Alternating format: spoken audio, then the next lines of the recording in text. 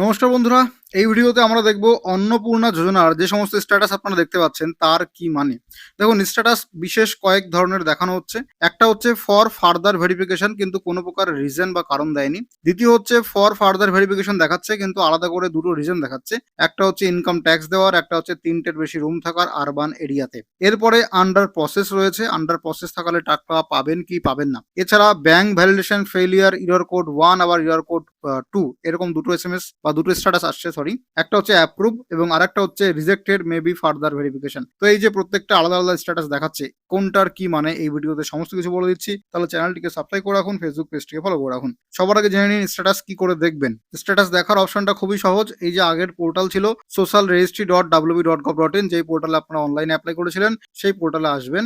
আসার পরে স্ক্রল করে নিচে আসুন এবং এখানে দেখতে পাচ্ছেন যে সিটিজেন পোর্টালটা আবার ফিরে এসেছে। তো অ্যাক্সেস সিটিজেন পোর্টাল এই অপশনে ক্লিক করতে হবে। ক্লিক করার পরে এই যে আপনাকে কি করতে হবে, এখানে আপনার ডিস্ট্রিক্ট মানে জেলার নাম চুজ করতে হবে। তারপরে রেজিস্টার যে ফোন নাম্বার সেটা এখানে বসাবেন 10 সংখ্যার। এবার ক্যাপচা কোডটা দেখে দেখে এখানে বসাবেন। প্রত্যেকের বেলায় ক্যাপচা কোড আলাদা হবে। ক্যাপচা কোড বুঝতে না পারলে রিফ্রেশ করে নেবেন এখান থেকে। তারপরে রিকোয়েস্ট ওটিপিতে ক্লিক করবেন। এবার আপনার রেজিস্টার ফোন নাম্বারে ওটিপি চলে আসবে। ওটিপি বসালেই আপনার স্ট্যাটাস ভিজিবল হয়ে যাবে আপনার সামনে। যেমন স্ক্রিনের উপর দেখতে পাচ্ছেন, এখানে আমার স্ট্যাটাস এরকমটা দেখাচ্ছে। তো এখানে দেখুন আমার যে স্ট্যাটাস আমি লাইভ দেখাচ্ছি, এখানে দেখাচ্ছে ফর ফার্দার ভেরিফিকেশন। কেন? আমি গভর্নমেন্ট এমপ্লয় হিসাবে দিয়েছিলাম আবেদনকারীকে, তার জন্য ফার্দার ভেরিফিকেশন দিয়েছে আন্ডার ইনকোয়ারিতে গভর্নমেন্ট এমপ্লয়। এবং দ্বিতীয় যে বেনিফিশিয়ারি আবেদনকারী তারও কিন্তু সেম স্ট্যাটাস দেখাচ্ছে। তাহলে চলুন এবার জেনে নিই কোন স্ট্যাটাসের কি মানে এবং কোন স্ট্যাটাস দেখালে আপনাকে এই পোর্টালে ঢুকে ক্লেম করতে হবে। ঠিক আছে, চলুন। প্রথমে যে স্ট্যাটাস দেখাচ্ছে সেটা হচ্ছে অ্যাপ্রুভড। অ্যাপ্রুভ কাদের?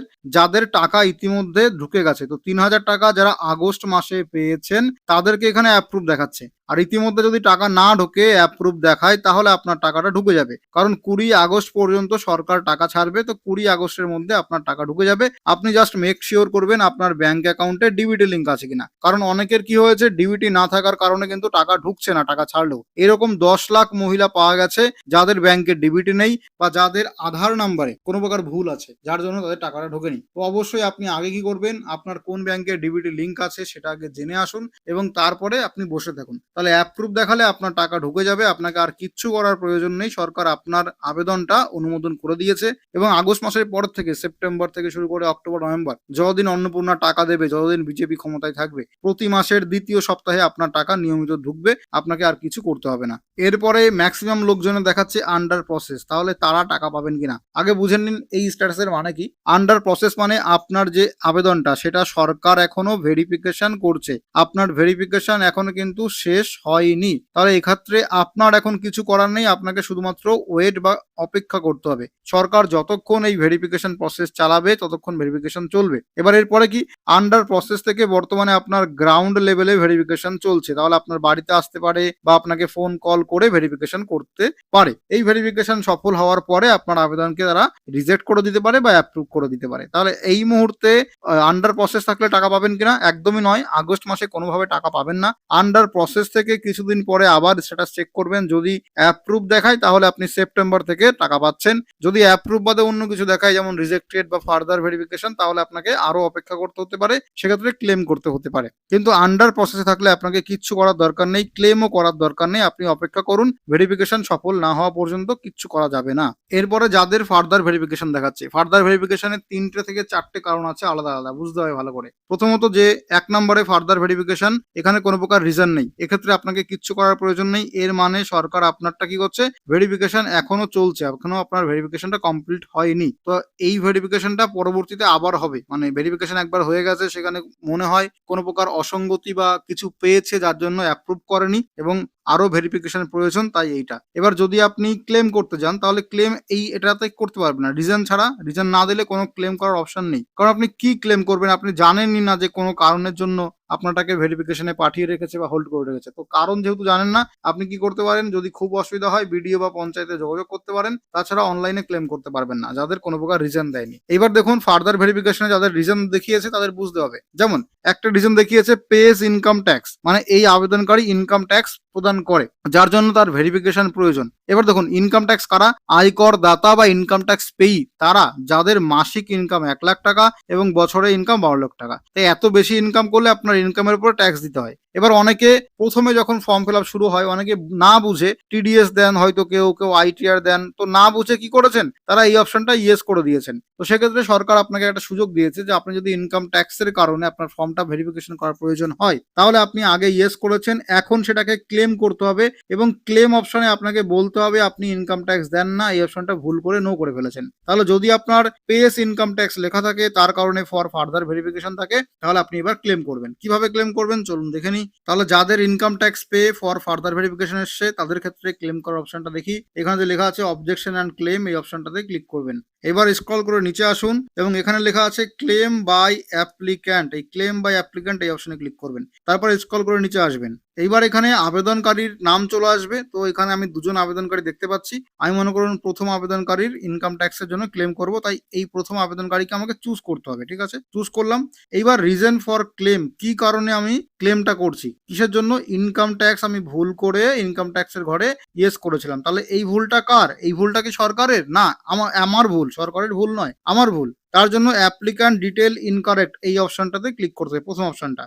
তাহলে যদি আপনার দ্বারা কোনো ভুল হয় সেক্ষেত্রে আপনার করণীয় প্রথম অপশনটা, আর যদি সরকারের দ্বারা আপনাকে রিজেক্ট করে, সরকার মনে করে ভুল, তাহলে সেকেন্ড অপশনটা ক্লেম করার সময়। তো আমি প্রথম অপশনটা চুজ করব। তারপরে রিমার্কসে আমি কি লিখবো? রিমার্কসে আমি এখানে বাংলায় বা ইংলিশে লিখতে পারি যে আমি ইনকাম ট্যাক্স দিই না, কিন্তু ভুলবশত আমি ফর্মে ইয়েস করে ফেলেছিলাম, তাহলে আমি ইনকাম ট্যাক্স দিই না, সেই হিসাবে আমার আবেদনটাকে অ্যাপ্রুভ করা হোক। এবার এটা বাংলায় লিখে তুমি এখানে সাবমিট করে দাও, বা তুমি চাইলে চ্যাট জিপিটি দিয়ে এটাকে কি করতে পারো, ইংলিশে আগে ট্রান্সলেট করতে পারো। মানে তুমি বাংলায় লিখলে এবার এই বাংলার থেকে চ্যাট জিপিটিকে বলবে আমাকে প্রফেশনাল ইংলিশে ট্রান্সলেট করে দাও, তো তারা ট্রান্সলেট করে দেবে, কিন্তু বাংলায় লিখলেও হবে, কোনো অসুবিধা নেই। এবার ইনকাম ট্যাক্স যে দাও না তার রিলেটেড ডকুমেন্ট আসলে কিছু হয় না, তো ডকুমেন্ট না আপলোড করলেও চলবে, ডকুমেন্ট আপলোড না করলেও হবে। এবং তারপরে এই যে সাবমিট ক্লেম, এই অপশনে ক্লেম করে দেবে। তাই এখানে ক্লিক করলে তোমার ক্লেমটা সাবমিট হয়ে যাবে, তুমি ক্লেমের স্ট্যাটাস পরবর্তীতে চেক করতে পারবে এইখানে ক্লিক করে। ঠিক আছে, তাহলে আমরা দেখে নিলাম যে ইনকাম ট্যাক্সের বেলায় কি করে ক্লেম করব।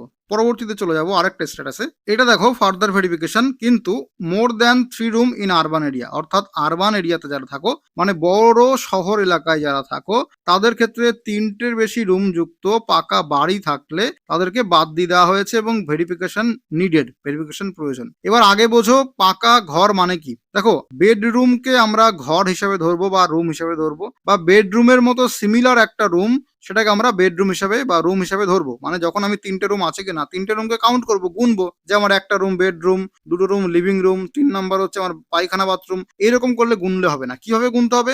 তোমার যে স্নান করার ঘর বা বাথরুম বা যেখানে তুমি পায়খানা করো সেটা রুমের মধ্যে পড়বে না, যেটা তোমার ব্যালকনি সেটা তোমার রুমের মধ্যে পড়বে না, যেটা তোমার লিভিং রুম সেটাও তোমার রুমের মধ্যে পড়বে না। ঠিক আছে, যেটা ডাইনিং এরিয়া সেটাও তোমার রুমের মধ্যে কিন্তু পড়বে না। রুম কোনটা? রুম অ্যাকচুয়ালি যেখানে তুমি ঘুমাও, যেটা তোমার বেডরুম বা বেডরুমের মতো তুমি বেডরুমের কাজে ইউজ করো না কিন্তু সিমিলার রুম হতে পারে, সেটা তুমি রুম হিসাবে ধরবে। ঠিক আছে, তাহলে এইভাবে কাউন্ট করে যদি 3টের বেশি রুম থাকে তোমার, তাহলে এই ক্ষেত্রে ফার্দার ভেরিফিকেশন প্রয়োজন, সেটা সরকার করবে। ঠিক আছে, আর যদি মনে হয় না তোমার 2টো রুম আছে, নতুন ভাবে গুনে, বা একটা রুম হচ্ছে বা 3টে রুম হচ্ছে না, কিন্তু এক্ষেত্রে তুমি প্রথমে ভুল করে ইয়েস দিয়েছিলে, তাহলে সেটা তোমাকে বুঝিয়ে বলতে হবে এবং তোমাকে এটা নো করতে হবে, তার জন্য তোমাকে ক্লেম করতে হবে। তাহলে 3টের বেশি রুমের জন্য যদি আবেদন ফার্দার ভেরিফিকেশন থাকে তাহলে কিভাবে ক্লেম করবে চলো দেখে নিই। তো এইবার তুমি কি করবে, অ্যাপ্লিকেশন ডিটেলস ইনকারেক্ট এখানে ক্লিক করবে। তারপর এখানে লিখবে যে আমার বাড়িতে 3টের বেশি রুম নেই, আমি ভুল করে ফর্মে 3টের বেশি রুম আছে ওই অপশনটা ইয়েস করে দিয়েছিলাম, আমার বাড়িতে বর্তমানে 2টো বা একটা, যে কটা পাকা রুম আছে এই কটা রুম আছে, তাহলে আমার আবেদনটাকে অ্যাপ্রুভ করা হোক। দিয়ে তারপরে তুমি সাবমিট ক্লেমে ক্লিক করবে, তাহলে তোমার ক্লেম সাবমিট হয়ে যাবে এবং পরবর্তীতে গভর্নমেন্ট ভেরিফিকেশন করে তোমার এটাকে ফার্দার ভেরিফিকেশন থেকে কিন্তু অ্যাপ্রুভ করে দেবে। এইবার আমরা দেখে নিচ্ছি পরবর্তী স্ট্যাটাস, সেটা হচ্ছে ব্যাংক ভ্যালিডেশন ফেইলিয়ার, অর্থাৎ এখানে কিন্তু তার আবেদন অ্যাপ্রুভ করে দিয়েছে গভর্নমেন্টের পক্ষ থেকে, কিন্তু টাকা যখন ছেড়েছে তখন তার ব্যাংকে ভ্যালিডেশন করতে পারেনি। হয়তো তার ব্যাংকে আবেদনকারী ব্যাংকে ডিবিটি অ্যাক্টিভ নেই, না হয় সেই ব্যাংকটা তার ফ্রিজ হয়ে আছে যার কারণে অ্যাকাউন্টে ট্রানজাকশন হয় না। তো সেক্ষেত্রে কি করতে হবে, আপনাকে ব্যাংকের যে ডিবিটি যেই ব্যাংকে আছে ডিবিটিটা ট্রান্সফার করতে হবে অন্য ব্যাংক অ্যাকাউন্টে, সম্পূর্ণ অন্য ব্যাংক অ্যাকাউন্টে ডিবিটিটা ট্রান্সফার করতে হবে। তাহলে সরকার যদি এই ভ্যালিডেশন ফেইলের কারণে আবার আগস্টে টাকা ছাড়ে এবং তখন যদি ডিবিটি চেঞ্জেস পায় অন্য ব্যাংকে, তাহলে টাকা ঢুকতে পারে, আর না হলে আগস্টে ঢুকবে না, সেপ্টেম্বরে ঢুকতে পারে। এবার এই স্ট্যাটাসে আর রকম দেখাচ্ছে যে ইরর কোড 1 বা ইরর কোড 2। ঠিক আছে, তো এটা আলাদা আলাদা মানে সেটা আপনারা একটু রিসার্চ করে নেবেন। এর পরবর্তীতে লাস্ট যে স্ট্যাটাস দেখতে পাচ্ছি যে rejected, may be further verification. এটা আমার মায়েরও হয়েছে। কেন হয়েছে? বেশিরভাগ কারণ আমি দেখেছি আমার মায়ের হয়েছে, পাশের বাড়ির বৌদিরও এই সেম হয়েছে। কেন হয়েছে? তার কারণ তারা সিএএ তে এবং ট্রাইব্যুনালে অ্যাপ্লাই করেছে এবং তাদের আবেদন কিন্তু পেন্ডিং এ রয়েছে। কিন্তু সরকার অন্যদিকে ঘোষণা করেছিল যে তোমাদের যারা সিএএ ট্রাইব্যুনালে অ্যাপ্লাই করেছো, তোমাদের মামলা নিষ্পত্তি না হওয়া পর্যন্ত, অর্থাৎ পেন্ডিং এ থাকলে টাকা দেওয়া হবে যতদিন মামলা নিষ্পত্তি না হবে বা যতদিন পেন্ডিং এ থাকবে। কিন্তু এইবার দেখা যাচ্ছে যে পেন্ডিং এ থাকলেও এটাকে রিজেক্ট করে দেওয়া হয়েছে। তো সেক্ষেত্রে তুমি কি করবে এখন? তুমি কি করবে? তোমার সিএ বা ট্রাইব্যুনাল যে কাগজটা অনলাইন থেকে বের করে নিয়েছো বা স্ট্যাটাস পেন্ডিং আছে দেখতে পাচ্ছ, সেটা তোমাকে আপলোড করতে হবে ক্লেম করার সময়। ঠিক আছে? তাহলে এটাকে তোমাকে ক্লেম করতে হবে। কিন্তু ক্লেম করার সময় তোমার অপশনটা এবার চেঞ্জেস করতে হবে। দেখো, রিজেক্টের মানে বাতিল করা হয়েছে, মে বি ফার্দার ভেরিফিকেশন এর মানে হচ্ছে পরবর্তীতে সরকার ভেরিফিকেশন করতে পারে। এক্ষেত্রে তুমি ক্লেম করবে কিভাবে? এবার দেখো, এইখানে যে রিজন ফর ক্লেম, এইখানে আমরা প্রথম অপশনটা চুজ করব না, কারণ আমরা সমস্ত তথ্য ঠিক দিয়েছি, কিন্তু সরকার আমাদেরকে ইনএলিজিবল বা রিজেক্ট করে দিয়েছে। তার জন্য এবার আমরা এই নেক্সট অপশনটা চুজ করব, যেটা সরকারের ভুল। এখানে ক্লিক করলাম। এইবার রিমার্কসে আমি লিখবো যে আমি সিএ তে বা ট্রাইব্যুনালে, আপনার ক্ষেত্রে যেটা প্রযোজ্য হবে সেটা লিখবেন, যে ট্রাইব্যুনালে অ্যাপ্লাই করেছি, আমার মামলাটা পেন্ডিং এ রয়েছে, এখনো নিষ্পত্তি হয়নি, আমার মামলা বা কেস নাম্বার এইটা দিয়ে এইটা আপনি এখানে লিখে দেবেন। বাংলাতেও লিখতে পারেন বা চ্যাট জিপিটি থেকে ইংলিশেও লিখে নিতে পারেন। এটা রিমার্কসে লিখবেন। লেখার পরে আপনার সিএ বা ট্রাইব্যুনাল যে কাগজটা, সেটা 200 কবির মধ্যে ছবি তুলে বা পিডিএফ ফরম্যাটে এখানে আপলোড করে দেবেন। আপলোড করার পরে এখানে সাবমিট ক্লেম অপশনে ক্লিক করবেন, তাহলে সরকারের কাছে পৌঁছে যাবে। এরপরে সরকার সেটাকে রিভেরিফিকেশন করবে এবং দেখবে যে আপনার আবেদন করেছেন নাগরিকত্বের জন্য, এখনো পেন্ডিং এ আছে, তাই আপনার রিজেক্টেড করা হয়েছিল সিস্টেমে, সেটা সরকার কিন্তু এবার অ্যাকসেপ্টেড করে দেবে। ঠিক আছে? তাহলে আমরা এ টু জেড সমস্ত স্ট্যাটাসের মানে বলে দিলাম। তাও যদি বুঝতে না পারেন কমেন্ট করে জানাবেন। অন্য কোন স্ট্যাটাস দেখালে সেটাও আমাদের কমেন্ট করে জানাবেন, আমরা বুঝিয়ে দেওয়ার চেষ্টা করবো। ধন্যবাদ, ভালো থাকবেন, দেখা হবে পরবর্তী ভিডিওতে। চ্যানেলটিকে মাস্ট সাবস্ক্রাইব করে রাখবেন।